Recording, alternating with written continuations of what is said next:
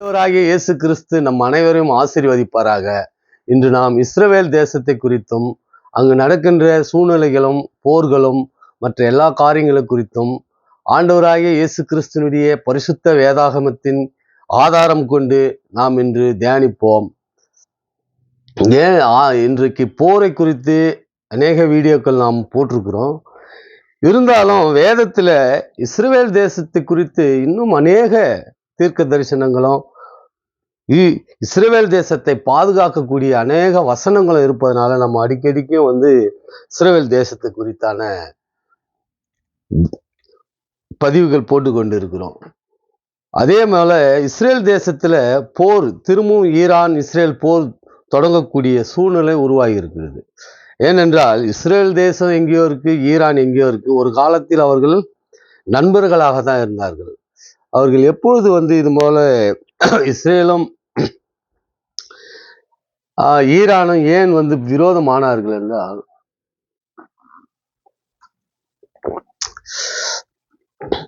அங்க இருக்கிற அந்த மசூதி, அல்-அக்ஸா மசூதி, அதை இஸ்ரேல் தன்னுடையதா ஆக்கிக்கொண்டு, தன்னுடையதுனா அது இஸ்ரேலுடைய நிலப்பரப்பு. அந்த நிலப்பரப்புல முகலாயர்களுடைய ஆட்சி காலத்துல, அப்போ உமர் என்ற ஒரு ஆட்சி காலத்திலையும் அப்பொழுது அங்க அந்த ஆலயங்கள் அவங்களுடைய அந்த மசூதிகள் கட்டப்பட்டது. இன்றைக்கு போர், அன்றையிலிருந்து இன்றைய வரை போர் வருவதற்கு ஒரே காரணம் அந்த மசூதி தான். அவர்கள் அந்த மசூதியை மாஸ்கை விட்டுட்டு அவர்கள் கொடுக்கப்பட்ட அந்த நிலப்பகுதியிலே அவர்கள் வாழ்ந்திருந்தால் சமாதானத்தோடு இன்றைய வரையும் வாழ்ந்திருக்கலாம். ஆனால் அவர்கள் அந்த மசூதியை இஸ்ரவேல் நிலப்பரப்புலையும் இஸ்ரவேலுடைய ராஜா சாலமோன் ராஜா கட்டின தேவனுடைய ஆலயத்திலையும் அது அங்க ரோமர்களால் அன்றைக்கு இடிக்கப்பட்டு, அன்றைக்கு இருந்த பெர்சியா, அதான் ஈரான், அவர்கள் காலத்துல பாபிலோன் இவர்கள் எல்லாம் அந்த தேவாலயத்தை இடிச்சிட்டு அங்க இருக்கிற மக்களை இஸ்ரேல் மக்களை அடிமைகளா பிடிச்சிட்டு போனாங்க. இப்போ கிபி 70 இயேசு கிறிஸ்து மரிச்சு பரலோகம் போயிட்டு பேரு அங்க உள்ள பிரச்சனைகள் எல்லாம் இருக்கும்போது அங்க பெர்சியா, பாபிலோன், இன்னும் அநேக நாடுகள் இஸ்ரேல் மேல பல முறை தாக்குதல் ஜெருசலேம் மேல பண்ணியிருக்காங்க. அந்த காலகட்டத்துல அங்க முகலாயர்கள் ஆட்சி செய்த காலத்துல அவர்கள் அங்க கட்டின அந்த மாஸ்கால தான் இன்ற வரைக்கும் அங்க பிரச்சனை, அங்க சண்டை. இப்போ அவர்கள் அதான் அல்-அக்ஸா ஃப்ளட்னு பேர் வச்சு தானே ஹமாஸ் தாக்குனாங்க இப்போ இஸ்ரேல் மேல. அதனால ஆகஸ்ட் 7 அது போல அந்த மசூதியால வந்த பிரச்சனை. அதுக்கு முன்னாடி ஈரான் இஸ்ரேல் எல்லாம் நண்பர்களா இருந்த சூழ்நிலை தான். அதுக்கப்புறம் தான் இந்த சூழ்நிலைகள்லாம் அவர்களுக்கு ஏற்படுது. ஏன் இதை நம்ம சொல்ல வரோம்னா, இப்போ திரும்பவும் ஈரான் இஸ்ரேல் போர் திரும்பவும் தொடக்க 2000 ஏவுகணைகளை, பலஸ்டிக் மிசைல்ஸ் 2000 ஒரே டைம்ல அனுப்புவதாக நம்ம செய்திகள்ல பார்க்குறோம். இப்போ இஸ்ரேல் திரும்பவும் ஈரான் அடிக்க வேண்டிய ஒரு சூழ்நிலை. இஸ்ரேலுடைய முழு வரைபடம் இஸ்ரேலுடைய பிரதமர் மிஸ்டர் நெத்தன்யாஹூ அவர்கள் ஒரு அடிக்கடி காட்டுவார், இதுதான் எங்க நிலப்பரப்புன்னு. அதில் பார்த்தீங்கன்னா ஈராக் வரும், லெபனான் வரும், சிரியா வரும், ஜோர்டான் வரும், சவுதி வரும், எகிப்து வரும். இவ்வளோ நிலப்பகுதியும் அந்த காலத்தில் ஒட்டமன் துருக்கியர்கள் ஆண்ட காலத்தில் அவர்கள் அதெல்லாம் ஆக்கிரமிப்பு பண்ணுது. இன்னைக்கு அதெல்லாம் பிடிக்கும் போது என்ன சொல்றாங்கன்னா, இஸ்ரேல் தான் அதெல்லாம் ஆக்கிரமிப்பு பண்ணுதுன்றாங்க. ஆனால் ஆண்டவர் என்ன சொல்றார் வேதாகமத்தில்னு பார்ப்போம். ஆதியாகமம் 28 அதிகாரம் 13ஆம் வசனத்துல யாக்கோபுக்கு சொல்றார், இத நான் உன் தகப்பனாகிய ஆபிரகாமின் தேவனும் ஈசாக்கின் தேவனுமாகிய கர்த்தர், நீ படுத்திருக்கிற பூமி உனக்கும் உன் சந்ததிக்கும் தருவேன் அப்படின்னு யாருக்கு சொல்றாருன்னா யாக்கோபுக்கு சொல்றார். யாக்கோபுடைய பேர் தான் இஸ்ரவேல், ஆண்டவர் மாற்றி வைக்கிறார். அதனுடைய நினைவாக தான் இன்றைக்கு அந்த தேசத்துக்கு இஸ்ரவேல்னு பேர் வச்சிருக்கு. அவங்க என்ன சொல்லுவாங்கன்னா, இஸ்ரவேல் இன்றைக்கு தோன்றியது, இஸ்ரவேல் இன்றைக்கு தான் வந்தாங்க, 1948 தான் வந்தாங்கன்னு. ஆனால் அதுக்கு முன்னாடி சாலமோன் ராஜா ஆண்டாரு, அவருடைய அப்பா தாவீது ராஜா ஆண்டாரு, அவருக்கு முன்னாடி சவுல் ராஜா ஆண்டாரு. இப்படி இஸ்ரவேல் தேசத்தை யூதர்களா நூற்றுக்கணக்கான பேர் ராஜாக்கள் 20 வருஷம் 40 வருஷம் 40 வருஷம் இப்படி ஆண்ட வரலாறுகள் வேதத்தில் அநேகமா உண்டு. ஆனா பாலஸ்தீனிய அரபியர்கள் ஆண்டதுக்கான எந்த அவர்கள் வேத குறிப்பும் இல்லை, உலக சரித்திரத்திலும் இல்லை. அப்படி இருக்கும்போது அவர்கள் வந்து ஒரு நாடாகவே, நாங்கள் இஸ்ரேலுக்கு முன்னாடி இருந்திருக்கோன்றா இன்னத்துக்கு அவர்கள் வந்து ஒரு பெரிய நாடாகவும் ஒரு ராஜ்யத்தை கட்டியிருக்கணும், அங்கே இராணுவம் இருந்திருக்கணும், அங்கே பொருளாதார மேம்பாடு இருந்திருக்கணும். ஆனால் அவர்கள் ஒரு அகதி போலவே அன்றையிலிருந்து இன்று வரையும் அப்படிதான் வாழ்ந்துட்டு இருக்காங்க. ஏன்னா காரணம்னா அவர்கள் வந்ததே அகதியா வந்தவங்க தான். இஸ்ரேல் தேசத்துல யாரும் இல்லாத காலத்துல அவர்கள் வந்து அங்க ஆடு மாடு மேய்ச்சி அந்த இடத்த வந்து தற்காலிக குடியிருப்பா இருந்தவங்க தான் இன்ன வரையும் தற்காலிகமா தான் இருக்காங்க. ஏன்னா இஸ்ரேல் சொந்த தேசம், அவர்கள் பூமின்றதுனால தான் அவர்கள் இன்றைக்கு அந்த பூமியை சொர்க்க பூமியா மாற்றி வச்சிருக்காங்க. அது ஒரு பாலைவனம், மண்மேடா இருந்தது. இஸ்ரேல் தேசத்து மக்கள் வர்றதுக்கு முன்னாடி இஸ்ரேல் மண்மேடா இருந்தது. அங்க சமாரியா, கலிலேயா, இதெல்லாம் வந்து பரிசுத்த வேதாகமத்தில் உள்ள பேர்கள், அன்றைக்குள்ள நகரங்கள். இன்றைக்கும் அதே மாதிரி தான். கலிலேயா கடல் இருக்குது, யூதயா இருக்குது, சமாரியா இருக்குது, இதெல்லாம் இன்றையும் இருக்கு. ஆனால் இந்த மாதிரி பேர்கள் வந்து அவர்கள் வேதத்தில் இருக்குதான்னு பார்த்தா இல்லை. அவர்கள் பாலஸ்தீன் எங்கேயாவது அவர்களுடைய வேதத்தில் குறிப்பிட்டிருக்கானா இல்லை. ஆனால் அவர்கள் சொல்லுவாங்க இவர்கள் எங்களுடைய தேசம். ஆனால் ஆண்டவர் என்ன சொல்றாரு, நான் உன் தகப்பனாகிய ஆபிரகாமின் தேவனும் ஈசாக்கின் தேவனுமாகிய கர்த்தர், நீ படுத்திருக்கிற பூமி உனக்கும் உன் சந்ததிக்கும் தருவேன் அப்படின்னு யாக்கோபுக்கு சொல்றாரு. அப்போ அதுக்கப்புறம் என்ன சொல்றாரு, நீ மேற்கையும் கிழக்கையும் வடக்கையும் தெற்கையும் பரவுவாய், உனக்குள்ளும் உன் சந்ததிக்குள்ளும் பூமியின் வம்சங்கள் எல்லாம் ஆசீர்வதிக்கப்பட்டிருக்கும். இப்போ இந்த வேத வசனத்தை வந்து நாம ரொம்ப ஆழமா தியானிச்சு பார்க்கணும். கிழக்கு மேற்கு வடக்கு தெற்கு நீ பரம்பி இருப்ப, உனக்குள்ளும் உன் சந்ததிக்குள்ளும் பூமியின் வம்சங்கள்லாம் ஆசீர்வதிக்கப்பட்டிருக்கும்.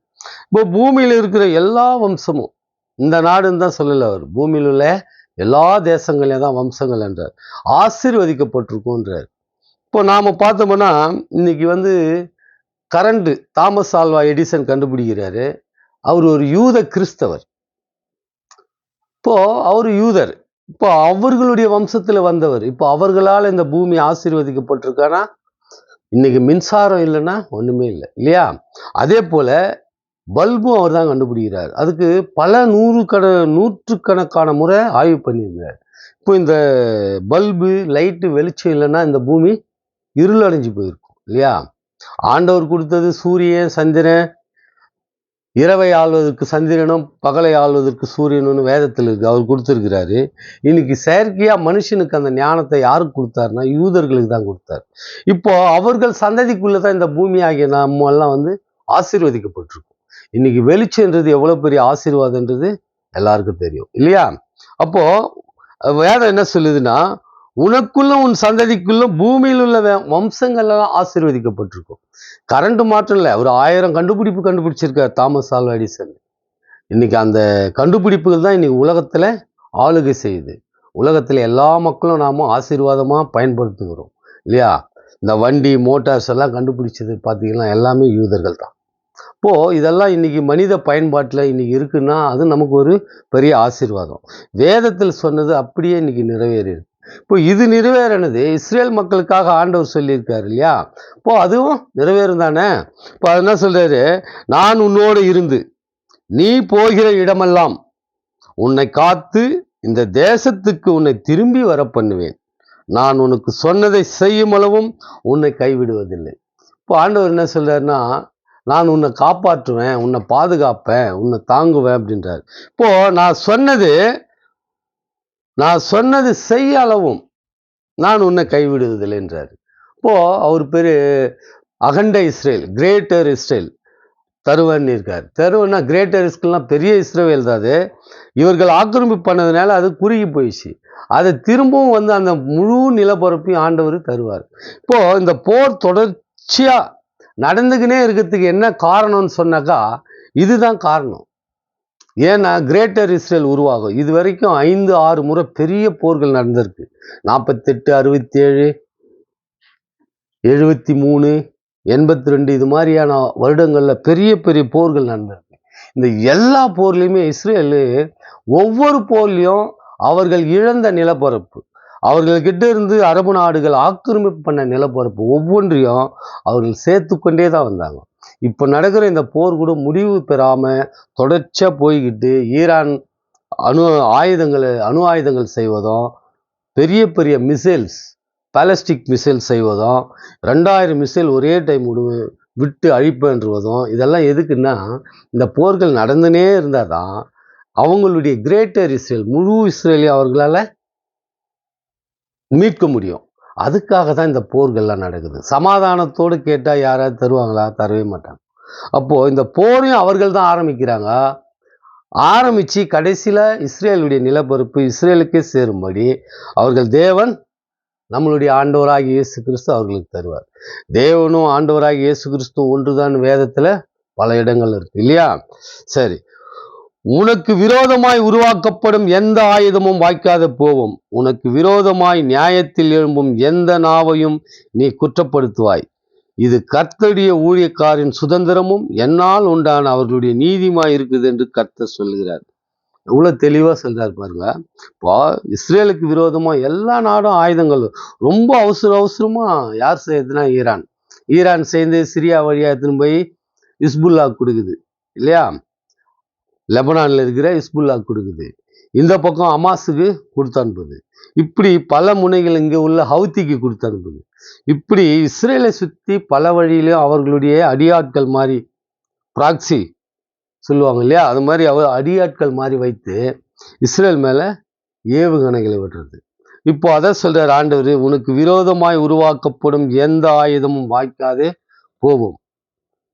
உனக்கு விரோதமாய் நியாயத்தில் எழும்பும் எந்த நாவையும் நீ குற்றப்படுத்துவாய். இப்போ உலகத்தில் உள்ள நிறைய நாடுகள், ஐரோப்பா நாடுகள் கூட இன்னைக்கு சூழ்நிலையில இஸ்ரேலுக்கு விரோதமாக தான் குற்றப்படுத்துகிற நாவா இருக்காங்க. ஆனால் எல்லாத்தையுமே இஸ்ரேல் குற்றப்படுத்துன்னு வேதம் சொல்லுது. அதனால அதே போல் வேதத்தில் என்ன சொல்லி இருக்குதோ, பரிசுத்த வேதாகமாகிய பைபிளில் சொல்லப்பட்டது அப்படியே இன்னைக்கு பூமியில் நடந்திருக்குது. இப்போ அதில் சொல்லப்பட்டதும் ஆண்டவரே, உமக்கு விரோதமாக உருவாக்கப்படும் எந்த ஆயுதமும் வாய்க்காதுன்னா அது நிற்காது, உன்னை தாக்காது, உனக்கு பாதிப்பு ஏற்படுத்தாது. சின்ன சின்ன தாக்குதல்கள் பாதிப்புகள் இருக்கும். ஆனால் முழுமையாக அவர்களுடைய நோக்கம் வெற்றி அடையாது இல்லையா? இப்போ அதாவது இது வேதத்தில் அன்னைக்கு என்ன சொன்னார்னா, காசா மொட்டையடிக்கப்படும், அவர்களுடைய பள்ளத்தாக்கிலே மீதியா இருக்கிற அஸ்கலோன் சங்காரமாகும் அப்படின்னு ஆண்டவர் அவ்வளவு தெளிவா சொல்றாரு. கர்த்தரின் பட்டயமோ எந்த மட்டும் அமராதிருப்பாய், உன் உரைக்குள் திரும்பி வந்து ஓய்ந்து அமைந்திரு. நீ எவ்வளவு நேரம் அமைதியா இல்லாம இருப்ப அப்படின்றார் ஆண்டவர். போல காசா மொட்டை அடிக்கப்படுன்னா இன்னைக்கு உலக அரசியல், உலகத்தை நோக்கி பார்க்கக்கூடிய மக்கள் வந்து பார்த்தீங்கன்னா எல்லாத்தையும் உன்னிப்பா கவனிக்கிற மக்கள். காசாவை உன்னிப்பா கவனிக்கிற மக்களே உலக அரசியலை பார்க்குறவங்க இன்னைக்கு காசா பார்த்தா மொட்டை அடிச்சிருக்கும், மண்மேடாக இருக்கும். வேதத்திலே சொல்லியிருக்குது, காசா மண்மேடாகி போகும், காசா மொட்டை அடிக்கப்படும் அப்படின்னு சொல்லியிருக்குது. இன்னைக்கு அப்படியே நடந்திருக்குது. காசா இன்னைக்கு மொட்டை அடிக்கப்பட்டு. இப்போது வேதத்தில் சொன்ன ஒவ்வொரு வார்த்தையும் இஸ்ரேல் மக்களுடைய தீர்க்க தரிசனங்கள் அவர்கள் குறித்து சொன்னது அப்படியே நடந்திருக்குது இல்லையா? அதுபோல வேதம் என்ன சொல்லுதோ அது வந்து அப்படியே நடந்திருக்குது. அதனால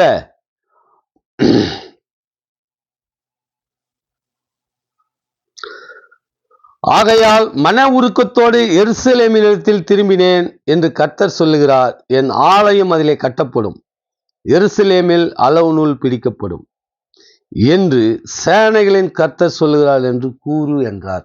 இப்போ எருசலேமை குறித்து சகரியாவில் சொல்லப்பட்டிருக்குது. அவ்வளோ தெளிவாக சொல்லியிருக்கிறார் ஆண்டவர். என்ன சொல்றாருன்னா, கர்த்தர் சொல்கிறார் என் ஆலயம் அதிலே கட்டப்படும். எதில்? எருசலேமில். என்ன சொல்றாரு? ஆகையால் மன உருக்கத்தோடு எருசலேமினிடத்தில் திரும்பினேன். என்னது? மன உருக்கத்தோட எருசலேமை பார்த்து ஆண்டவர் திரும்பினாராம். திரும்பிட்டு என்ன சொல்றாருன்னா, கர்த்தர் சொல்லுகிறார் என் ஆலயம் கட்டப்படும், எருசலேமில் அளவு நூல் பிடிக்கப்படும். அளவு நூல்னா நம்ம வீடு கட்டுறப்ப மேஸ்திரிங்கெல்லாம் பிடிப்பாங்கல்ல அளவு நூல், எத்தனை அடி உயரம், எத்தனை அடி அகலம், எத்தனை அடி நீளம் எல்லாம் பிடிச்சி பார்ப்பாங்கள்ல, அதான் கட்டுவதற்கான அளவு நூலோடு சொல்லியிருக்கிறார்.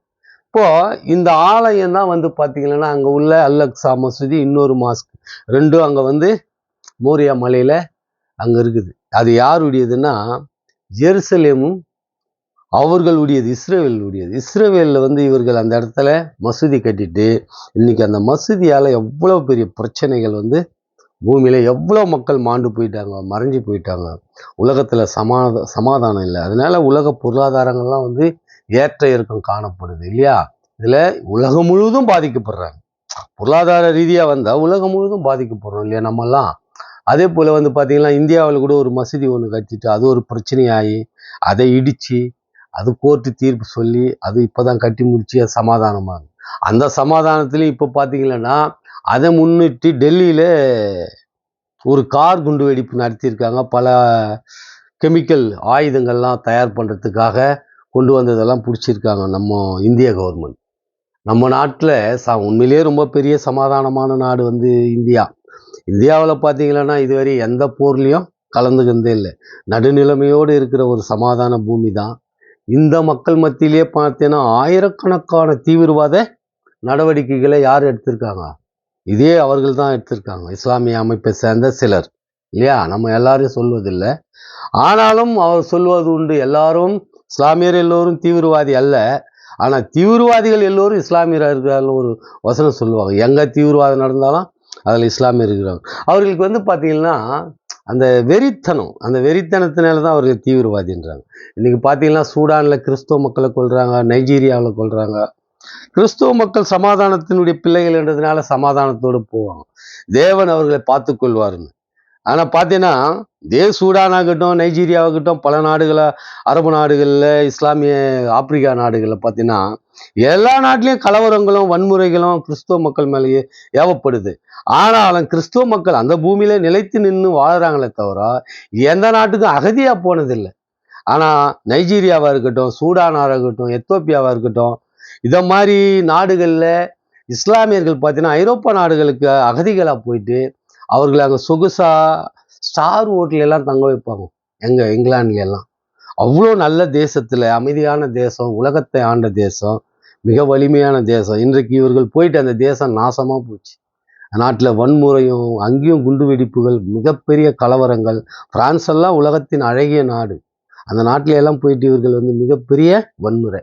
என்னன்னா இவர்கள் போகிற நாடுகளுக்கு இவர்கள் குடியுரிமை கொடுக்கணும், இவர்கள் அட்டூழியம் பண்ணுவாங்க, வேலை செய்ய மாட்டாங்க. ஆனால் இவர்களுக்கு உணவு, உடை, இருப்பிடம் எல்லாம் தருவாங்க. அது ஐநாவில் உள்ள அந்த அகதிகளுடைய சட்டத்தின்படி அது தரப்படுது இல்லையா? ஆனால் இவர்களுடைய அரபு தேசங்களில் உலகத்திலிருந்து எங்கே ஒரு மக்கள் போனாலும் குடியுரிமை தர மாட்டாங்க. அவர்கள் 30 வருஷம் 35 வருஷம் அங்கே மாடா உழைச்சாலும் அவர்கள் முடிவு காலத்தில் அவர்கள் வீடுகளுக்கு, அவர்கள் நாடுகளுக்கு திரும்பிடணும். இப்படி ஒரு முரண்பாடான ஒரு சட்ட நிலை அவர்களுக்கு. அவர்கள் மற்ற நாடுகளுக்கு போனால் அவர்களுக்கு குடியுரிமை கொடுக்கணும் போராட்டம் நடத்துகிறாங்க, வன்முறை பண்ணுறாங்க. ஆனால் அவர்கள் இருக்கிற தேசங்களுக்கு மற்றவங்க போனாக்கா குடியுரிமை தர மாட்டாங்க.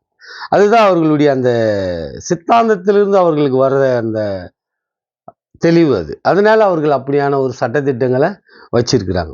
சரி, அது ஒரு புறம் இருக்கட்டும். கிறிஸ்தவர்கள் அவர்கள் எவ்வளவுதான் ஒடுக்குனாலும் அழிச்சாலும் கிறிஸ்துவத்தை அழிக்க முடியாது. அவர்களுடைய தேவன் சமயம் பார்த்து நேரம் பார்த்து அவர்களை தண்டிப்பார் இல்லையா? அதனால கிறிஸ்துவ மக்கள் யாரோடும் போர் செய்யவோ சண்டை செய்யவோ, தனி மனித சின்ன சின்ன இடத்துல வீட்டில் ஊரில் நடக்கிறதெல்லாம் எடுத்து பேசக்கூடாது. ஒரு தேசத்தில் இதுவரையும் கிறிஸ்துவ அமைப்புகள் எங்கேயாவது தீவிரவாத அமைப்புகளாக ஒன்று சேர்ந்து இதுவரையும் நான் கேள்விப்பட்டதில்லை. பிலிப்பைன்ஸில் அங்கே உள்ள தீவிரவாத அமைப்புகள் அங்கே உள்ள மக்களை கொல்வதனால அங்கே ஒரு குழு சேர்ந்து அவர்கள் எதிர்த்து போராடுறீங்களே தவிர அவர்கள் போய் மற்ற இடத்துல குண்டு வைக்கிறதெல்லாம் இல்லை இல்லையா? அது மாதிரி ஒரு அமைப்பு கேள்விப்பட்டிருக்கிறீங்க தவிர மற்றபடி கேள்விப்பட்டதோ இல்லை, படித்ததோ இல்லை. அதுபோல் ஆண்டவர் இவர்கள் அங்கே மசூதி கட்டிட்டு இப்போ அந்த மசூதியால் ஏற்படுற ஈரான் இஸ்ரேல் திரும்பவும் ஒரு போர் நடக்க போகுதுன்னு சொல்கிறாங்க. அதில் அணு ஆயுத போர் நடக்கக்கூட வாய்ப்பு இருக்குதுன்னெல்லாம் சொல்கிறாங்க. இப்போ உலகத்தின் மிகப்பெரிய அழிவுக்கு காரணம் அவர்களாக தான் இருக்கிறாங்க இல்லையா? இப்போ அதில் என்ன சொல்கிறார் ஆண்டவர்? எருசலேமினிடத்தில் திரும்பினேன் என்று கர்த்தர் சொல்கிறார். எப்போ? மன உருக்கத்தோடு திரும்பினாராம். மன உருக்கத்தோடு எருசலேமினிடத்தில் திரும்பினேன் என்று கர்த்தர் சொல்லுகிறார். என் ஆலயம் அதிலே கட்டப்படுன்றார். என் ஆலயம் அதில் கட்டப்படும். எருசலேமிலே அளவு நூல் பிடிக்கப்படும் அப்படின்னு ஆண்டவர் உறுதியா சொல்றார். இஸ்ரேல் மக்கள் கைவிடணும்னு நினைச்சாலும் ஆண்டவர் கைவிட மாட்டார். அப்போ அங்க ஆலயம் கட்டணும்னா அந்த ஆலயத்துக்கு தேவையான எத்தனை நாடுகள் இஸ்ரேல் மேல போர் தொடுத்தாலும் அதை யாரு எதிர்கொள்வார்? ஆண்டவராகிய தேவன் எதிர்கொள்வார் இல்லையா? அதனால இந்த போர் அவ்வளவு எளிதில் நிற்கிற மாதிரியோ செய்யற மாதிரியோ தெரில. அது நடந்துக்கினே தான் இருக்கும் போல இருக்குது.